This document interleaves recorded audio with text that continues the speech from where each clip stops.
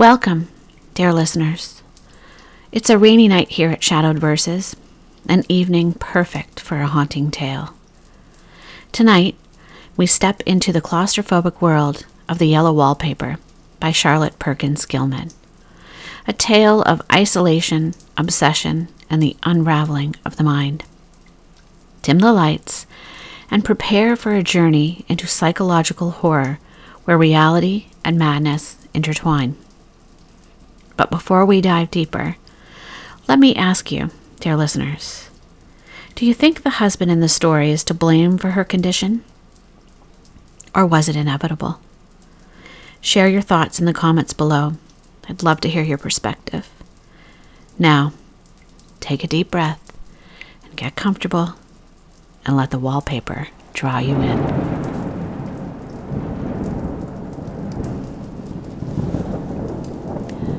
It is very seldom that mere ordinary people like John and myself secure ancestral halls for the summer. A colonial mansion, a hereditary estate, I would say a haunted house, and reach the height of romantic felicity, but that would be asking too much of fate. Still, I will proudly declare that there is something queer about it. Else why would it be let so cheaply? And why have stood so long untenanted? John laughs at me, of course, but one expects that in marriage. John is practical in the extreme. He has no patience with faith, an intense horror of superstition, and he scoffs openly at any talk of things not to be felt and seen and put down in figures. John is a physician, and perhaps, I would not say it to a living soul, of course, but this is dead paper and a great relief of my mind. Perhaps that is one reason I do not get well faster. You see, he does not believe I am sick. And what can one do? If a physician of high standing and one's own husband assures friends and relatives that there is really nothing the matter with one but temporary nervous depression, a slight hysterical tendency, what is one to do? My brother is also a physician and also of high standing, and he says the same thing. So, I take phosphates, or phosphites, whichever it is, and tonics and journeys, and air and exercise, and am absolutely forbidden to work until I am well again. Personally, I disagree with their ideas. Personally, I believe that congenial work, with excitement and change, would do me good. But what is one to do? I did write for a while in spite of them, but it does exhaust me a good deal, having to be so sly about it, or else meet with heavy opposition. I sometimes fancy that in my condition, if I had less opposition and more society and stimulus. But John says the very worst thing I can do is think about my condition, and I confess, it always makes me feel bad. So I will let it alone and talk about the house, the most beautiful place. It is quite alone, standing well back from the road, quite 3 miles from the village. It makes me think of English places that you read about, for there are hedges and walls and gates that lock, and lots of separate little houses for the gardeners and people. There is a delicious garden. I never saw such a garden, large and shady, full of box-bordered paths, and lined with long grape-covered arbors with seats under them. There were greenhouses, too, but they are all broken now. There was some legal trouble, I believe. Something about the ears and co-ears. Anyhow, the place has been empty for years. That spoils my ghostliness, I am afraid, but I don't care. There is something strange about the house. I can feel it. I even said so to John one moonlit evening, but he said what I felt was a draft and shut the window. I get unreasonably angry with John sometimes. I'm sure I never used to be so sensitive. I think it is due to this nervous condition. But John says if I feel so, I shall neglect proper self-control. So I take pains to control myself, before him at least, and that makes me very tired. I don't like our room a bit. I wanted one downstairs that opened on the piazza and had roses all over the window and such pretty old-fashioned chintz hangings. But John would not hear of it. He said there was only one window and not room for 2 beds, and no near room for him if he took another. He is very careful and loving, and hardly lets me stir without special direction. I have a scheduled prescription for each hour in the day. He takes all care from me, and so I feel basely ungrateful not to value it more. He said we came here solely on my account, that I was to have perfect rest and all the air I could get. Your exercise depends on your strength, my dear, said he, and your food somewhat on your appetite. But air you can absorb all the time. So we took the nursery at the top of the stairs. It is a big, airy room, the whole floor nearly, with windows that look all ways, and air and sunshine galore. It was a nursery first, and then a playground and gymnasium, I should judge, for the windows are barred for little children, and there are rings and things in the walls. The paint and paper look as if a boys' school had used it. It is stripped off, the paper, in great patches, all around the head of my bed, about as far as I can reach, and in a great place on the other side of the room, low down. I never saw worse paper in my life. One of those sprawling, flamboyant patterns, committing every artistic sin. It is dull enough to confuse the eye in following, pronounced enough to constantly irritate, and provoke study, and when you follow the lame, uncertain curves for a little distance, they suddenly commit suicide, plunge off at outrageous angles, destroy themselves in unheard-of contradictions. The color is repellent, almost revolting, a smoldering, unclean yellow, strangely faded by the slow-turning sunlight. It is dull, yet lurid orange in some places, a sickly sulphur tint in others. No wonder the children hated it. I should hate it myself if I had to live in this room long. There comes John. I must put this away. He hates to have me write a word.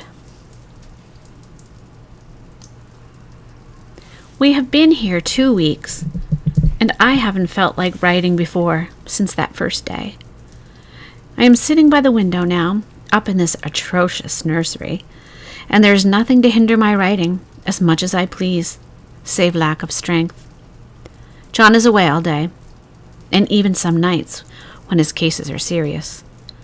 I'm glad my case is not serious, but these nervous troubles are dreadfully depressing.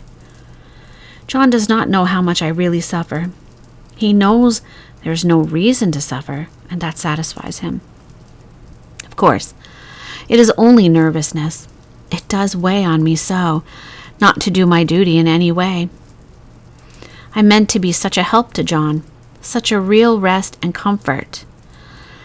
And here I am, a comparative burden already. Nobody would believe what an effort it is to do what little I am able, to dress and entertain and order things. It is fortunate Mary is so good with the baby, such a dear baby. And yet I cannot be with him. It makes me so nervous. I suppose John never was nervous in his life. He laughs at me so about this wallpaper. At first he meant to repaper the room, but afterwards he said that I was letting it get the better of me, and that nothing was worse for a nervous patient than to give way to such fancies. He said that after the wallpaper was changed, it would be the heavy bedstead, and then the barred windows, and then that gate at the head of the stairs, and so on. You know the place is doing you good, he said, and really, dear, I don't care to renovate the house just for a 3 months rental. Then do let us go downstairs, I said. There are such pretty rooms there. Then he took me in his arms and called me a blessed little goose, and said he would go down the cellar if I wished, and have it whitewashed into the bargain. But he is right enough about the beds and the windows and things.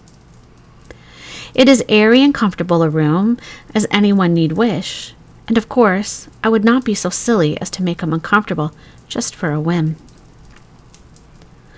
I'm really getting quite fond of the big room, all but that horrid paper. Out of one window I can see the garden, those mysterious deep-shaded arbors, the riotous old-fashioned flowers and bushes and gnarly trees. Out of another I get a lovely view of the bay and a little private wharf belonging to the estate. There is a beautiful shaded lane that runs down there from the house. I always fancy I see people walking in these numerous paths and arbors. But John has cautioned me not to give way to a fancy in the least. He says that with my imaginative power and habit of story making, a nervous weakness like mine is sure to lead to all manner of excited fancies, and that I ought to use my will and good sense to check the tendency. So I try. I think sometimes that if I were only well enough to write a little, it would relieve the press of ideas and rest me. But I find I get pretty tired when I try.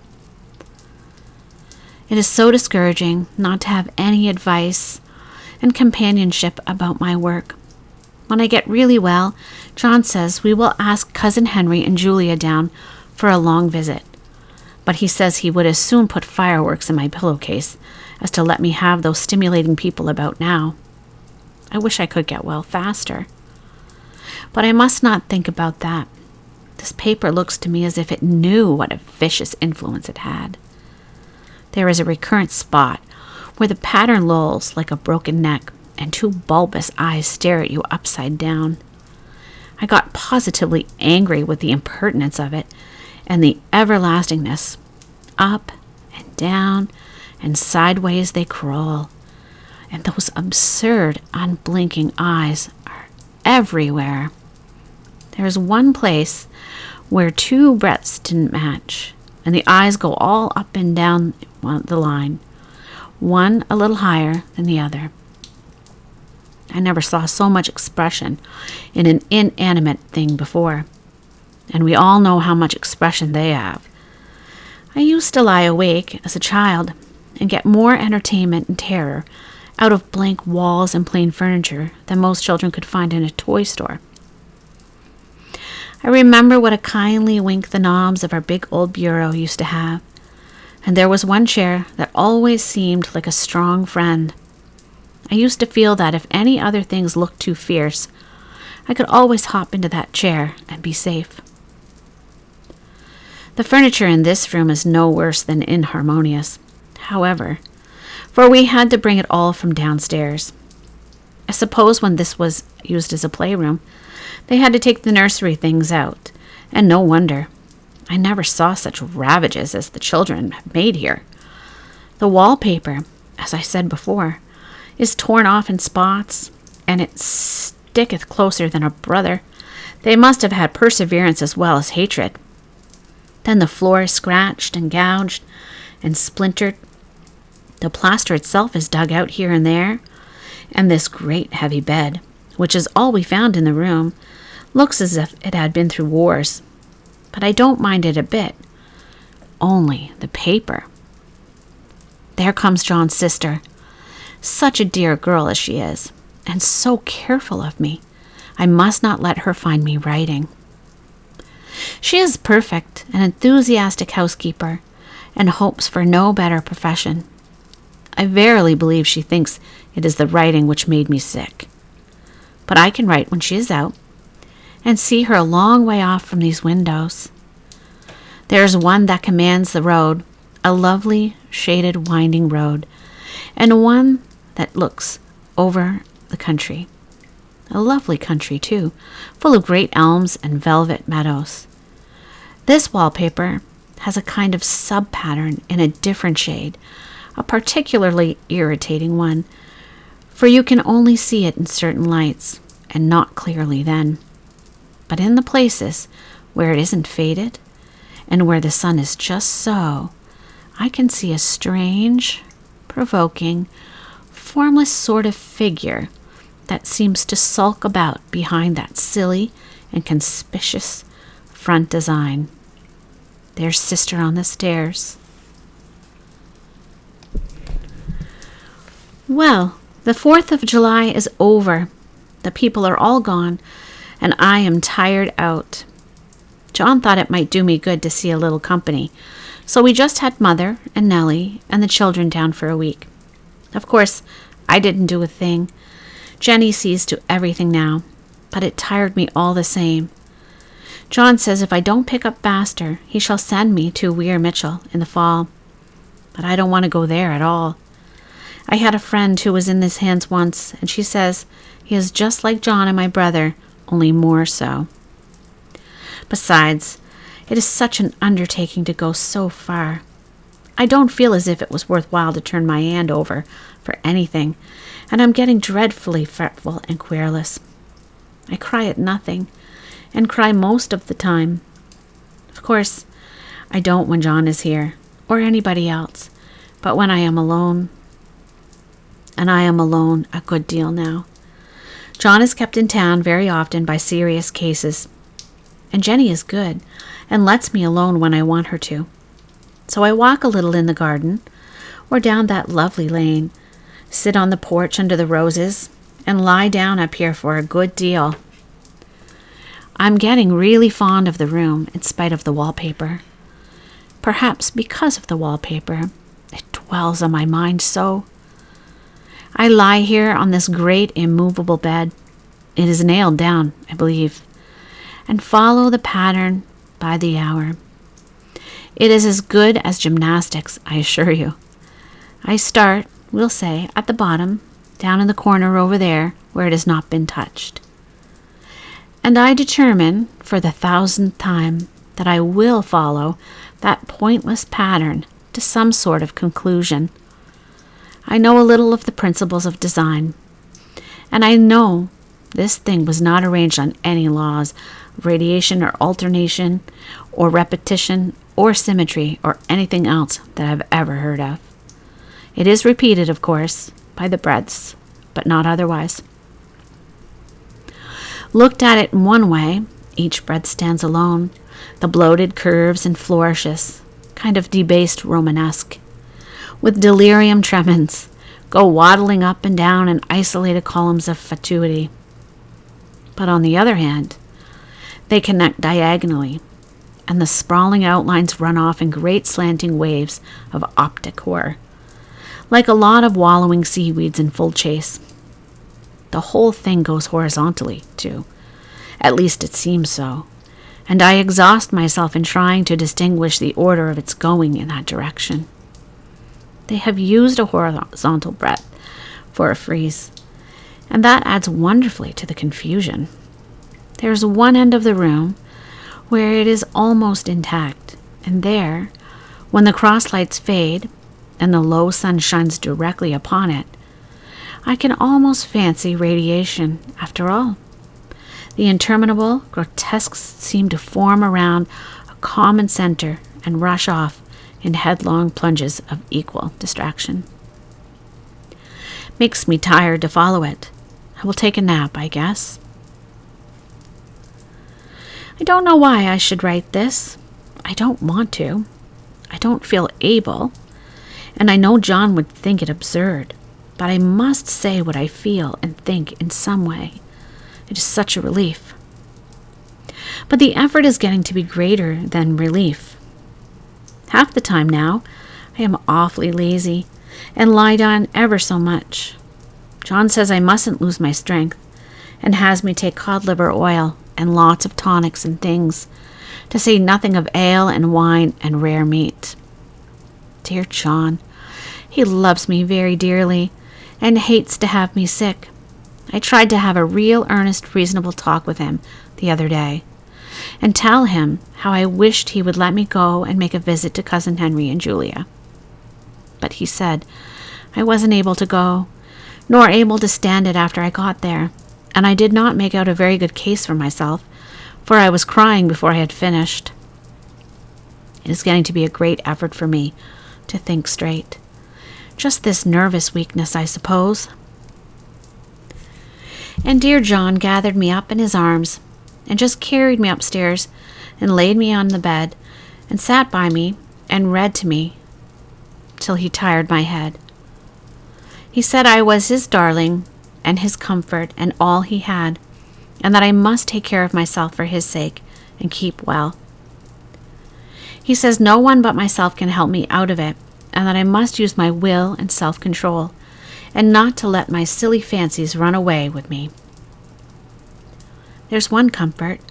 The baby is well and happy, and does not have to occupy this nursery with the horrid wallpaper. If we had not used it, that blessed child would have. What a fortunate escape. Why, I wouldn't have a child of mine, an impressionable little thing, live in such a room for worlds. I never thought of it before, but it is lucky that John kept me here, after all. I can stand it so much easier than a baby, you see. Of course, I never mention it to them any more. I am too wise. But I keep watch of it all the same. There are things in the paper that nobody knows but me, or ever will. Behind that outside pattern, the dim shapes get clearer every day. It is always the same shape, only very numerous. And it is like a woman stooping down and creeping about behind that pattern. I don't like it a bit. I wonder. I begin to think, I wish John would take me away from here. It is so hard to talk with John about my case, because he is so wise, and because he loves me so. But I tried last night. It was moonlight. The moon shines in all around, just as the sun does. I hate to see it sometimes. It creeps so slowly, and always comes in by one window or another. John was asleep, and I hated to waken him. So I kept still and watched the moonlight on that undulating wallpaper till I felt creepy. The faint figure behind seemed to shake the pattern, just as if she wanted to get out. I got up softly and went to feel and see if the paper did move, and when I came back, John was awake. "What is it, little girl?" he said. "Don't go walking about like that. You'll get cold." I thought it was a good time to talk, so I told him that I really was not gaining here, and that I wished he would take me away. "Why, darling," said he, "our lease will be up in 3 weeks, and I can't see how to leave before that. The repairs are not done at home, and I cannot possibly leave town just now. Of course, if you were in danger, I could and would, but you really are better, dear, whether you can see it or not. I am a doctor, dear, I know. And you are gaining flesh and color. Your appetite is better. I feel really much easier about you." "I don't weigh a bit more," said I, "nor as much, and my appetite may be better in the evening when you are here, but it is worse in the morning when you are away." "Bless her little heart," said he with a big hug. "She shall be as sick as she pleases.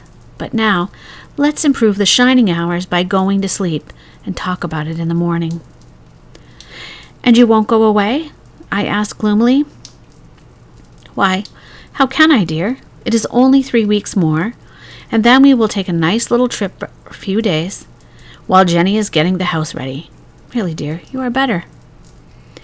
"Better in body, perhaps," I began, and stopped short, for he sat up straight and looked at me with such a stern, reproachful look that I could not say another word. "My darling," said he, "I beg of you, for my sake and for our child's sake, as well as for your own, that you will never for one instant let that idea enter your mind. There is nothing so dangerous, so fascinating to a temperament like yours. It is a false and foolish fancy. Can you not trust me as a physician when I tell you so?" So, of course, I said no more on that score, and we went to sleep before long. He thought I was asleep first, but I wasn't. I lay there for hours, trying to decide whether the front pattern and the back pattern really did move together or separately. On a pattern like this, by daylight, there is a lack of sequence, a defiance of law that is a constant irritant to a normal mind.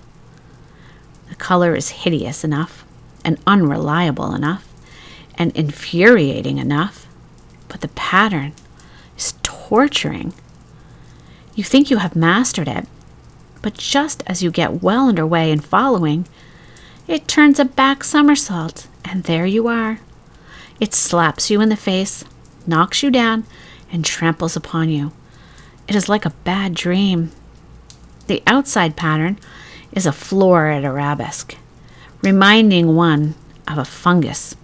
If you can imagine a toadstool in joints, an interminable string of toadstools, budding and sprouting in endless convolutions, why, that is something like it. That is, sometimes. There is one marked peculiarity about this paper, a thing nobody seems to notice but myself. And that is that it changes as the light changes. When the sun shoots in through the east window, I always watch for that first long straight ray. It changes so quickly that I never can quite believe it. That is why I watch it, always. By moonlight, the moon shines in all night when there is a moon. I wouldn't know it was the same paper. At night, in any kind of light, in twilight, candlelight, lamplight, and worst of all, by moonlight, it becomes bars. The outside pattern, I mean, and the woman behind it is as plain as can be. I didn't realize for a long time what the thing was that showed behind, that dim sub-pattern, but now I am quite sure it is woman. By daylight, she is subdued, quiet. I fancy it is the pattern that keeps her so still. It is so puzzling. It keeps me quiet by the hour. I lie down ever so much now. John says it is good for me, and to sleep all I can. Indeed, he started the habit by making me lie down for an hour after each meal. It's a very bad idea, I am convinced, for you see, I don't sleep. And that cultivates deceit, for I don't tell them I'm awake. Oh no, the fact is, I'm getting a little afraid of John. He seems very queer sometimes, and even Jenny has an inexplicable look. It strikes me occasionally, just as a scientific hypothesis, that perhaps it is the paper. I have watched John when he did not know I was looking, and come into the room suddenly on the most innocent excuses. And I've caught him several times looking at the paper. And Jenny too. I caught Jenny with her hand on it once. She didn't know I was in the room. And when I asked her, in a very quiet voice, with the most restrained manner possible, what she was doing with the paper, she turned around as if she had been caught stealing and looked quite angry, asked me why I should frighten her so. Then she said that the paper stained everything it touched, that she had found yellow smooches on all my clothes and John's, and she wished we would be more careful.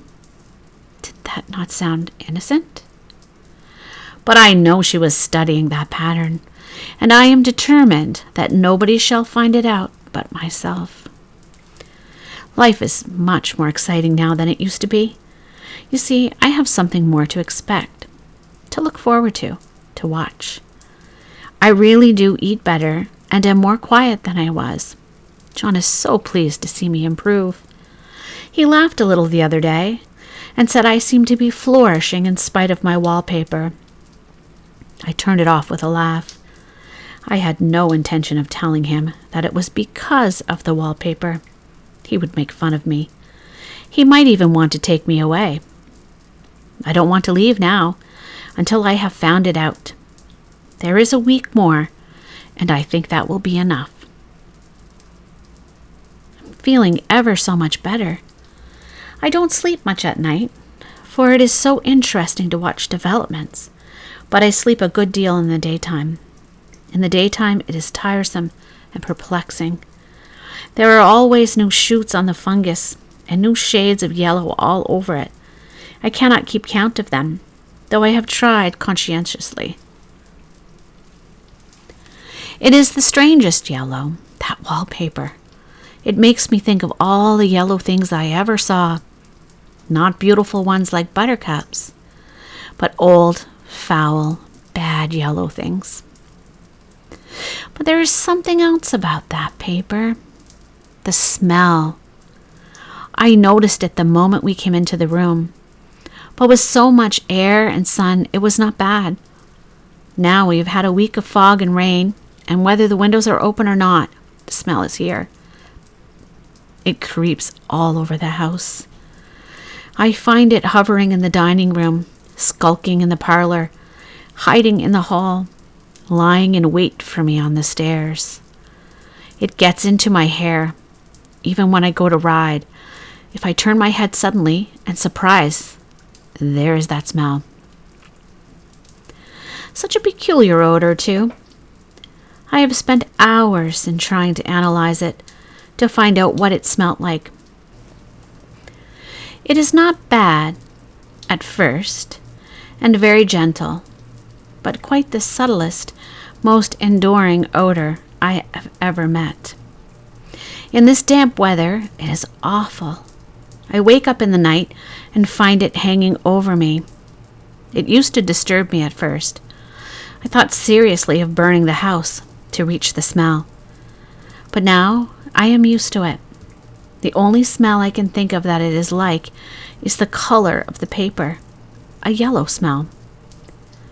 There is a very funny mark on this wall, low down, near the mopboard. A streak that runs around the room. It goes behind every piece of furniture except the bed. A long, straight, even smooch, as if it had been rubbed over and over. I wonder how it was done, and who did it, and what they did it for. Round and round and round, round and round and round. It makes me dizzy. I really have discovered something at last. Through watching so much at night, when it changes so, I have finally found out. The front pattern does move, and no wonder. The woman behind shakes it off. Sometimes I think there are a great many women behind, and sometimes only one, and she crawls around fast, and her crawling shakes it all over. Then, in the very bright spots, she keeps still, and in the very shady spots, she just takes hold of the bars and shakes them hard. And she is all the time trying to climb through. But nobody could climb through that pattern. It strangles so. I think that is why it has so many heads. They get through, and then the pattern strangles them off and turns them upside down and makes their eyes white. If those heads were covered or taken off, it would not be half so bad. I think that woman gets out in the daytime, and I'll tell you why, privately. I've seen her. I can see her out of every one of the windows. It is the same woman, I know, for she is always creeping, and most women do not creep by daylight. I see her in that long shaded lane, creeping up and down. I see her in those dark grape arbors, creeping all around the garden. I see her on that long road under the trees, creeping along, and when a carriage comes, she hides under the blackberry vines. I don't blame her a bit. It must be very humiliating to be caught creeping by daylight. I always lock the door when I creep by daylight. I can't do it at night, for I know John would suspect something at once. And John is so queer now that I don't want to irritate him. I wish he would take another room. Besides, I don't want anybody to get that woman out at night but myself. I often wonder if I could see her out of all the windows at once. But turn as fast as I can only see out of one at a time. And though I always see her, she may be able to creep faster than I can turn. I have watched her sometimes away off in the open country, creeping as fast as a cloud shadow in a high wind. If only that top pattern could be gotten off from under one. I mean to try it, little by little. I have found out another funny thing, but I shan't tell it this time. It does not do to trust people too much. There are only 2 more days to get this paper off, and I believe John is beginning to notice. I don't like the look in his eyes. And I heard him ask Jenny a lot of professional questions about me. She had a very good report to give. She said I slept a good deal in the daytime. John knows I don't sleep very well at night, for all I'm so quiet. He asked me all sorts of questions, too, and pretended to be very loving and kind, as if I couldn't see through him. Still, I don't wonder he acts so, sleeping under this paper for 3 months. It only interests me, but I feel sure John and Jenny are secretly affected by it. Hurrah! This is the last day, but it is enough. John is to stay in town overnight and won't be out until this evening. Jenny wanted to sleep with me, the sly thing, but I told her I should undoubtedly rest better for a night all alone. That was clever, for really I wasn't alone a bit. As soon as it was moonlight and that poor thing began to crawl and shake the pattern, I got up and ran to help her. I pulled and she shook. I shook and she pulled. And before morning, we had peeled off yards of that paper, a strip about as high as my head and a half around the room. And then when the sun came and that awful pattern began to laugh at me, I declared I would finish it today. We go away tomorrow, and they are moving all my furniture down again to leave things as they were before. Jenny looked at the wall in amazement, but I told her merrily that I did it out of pure spite at the vicious thing. She laughed and said she wouldn't mind doing it herself, but I must not get tired. How she betrayed herself that time. But I am here, and no person touches that paper but me, not alive. She tried to get me out of the room. It was too patent, but I said it was so quiet and empty and clean now that I believed I would lie down again and sleep all I could, and not to wake me even for dinner. I would call when I woke. So now she is gone, and the servants are gone, and the things are gone, and there is nothing left but that great bedstead nailed down with the canvas mattress we found it on. We shall sleep downstairs tonight and take the boat home tomorrow. I quite enjoy the room, now it is bare again. How those children did tear about here. This bedstead is fairly gnawed, but I must get to work. I have locked the door and thrown the key down into the front path. I don't want to go out, and I don't want to have anybody come in till John comes. I want to astonish him. I've got a rope up here that even Jenny did not find. If that woman does get out and tries to get away, I can tie her. But I forgot. I could not reach far without anything to stand on. This bed shall not move. I tried to lift and push it until I was lame, and then I got so angry I bit off a little piece of one corner, but it hurt my teeth. Then I peeled off all the paper I could reach standing on the floor. It sticks horribly, and the pattern just enjoys it. All those strangled heads and bulbous eyes and waddling fungus growths just shriek with derision. I'm getting angry enough to do something desperate. To jump out of the window would be admirable exercise, but the bars are too strong even to try. Besides, I wouldn't do it. Of course not. I know well enough that a step like that is improper and might be misconstrued. I don't like to look out of the windows even. There are so many of those creeping women, and they creep so fast. I wonder if they all come out of that wallpaper as I did. But I am securely fastened now by my well-hidden rope, You don't get me out in that road there. I suppose I shall have to get back behind the pattern when it comes to night, and that is hard. It is so pleasant to be out in this great room and creep around as I please. I don't want to go outside. I won't, even if Jenny asks me to. For outside, you have to creep on the ground, and everything is green instead of yellow. But here, I can creep smoothly on the floor, and my shoulders just fits in that long smooch around the wall, so I cannot lose my way. Why, there's John at the door. It is no use, young man. You can't open it. How he does call and pound. Now he's crying for an axe. It would be a shame to break down that beautiful door. John, dear, said I in the gentlest voice, the key is down on the front steps, under a plantain leaf. That silenced him for a few moments. Then he said, very quietly indeed, Open the door, my darling. I can't, said I. The key is down by the front door, under a plantain leaf. And then I said it again, several times, very gently and slowly, and said it so often that he had to go and see. And he got it, of course, and came in. He stopped short by the door. What is the matter? He cried. For God's sakes, what are you doing? I kept on creeping, just the same, but I looked at him over my shoulder. I've got out at last, said I, in spite of you and Jane, and I've pulled off most of the paper, so you can't put me back. Now why should that man have fainted?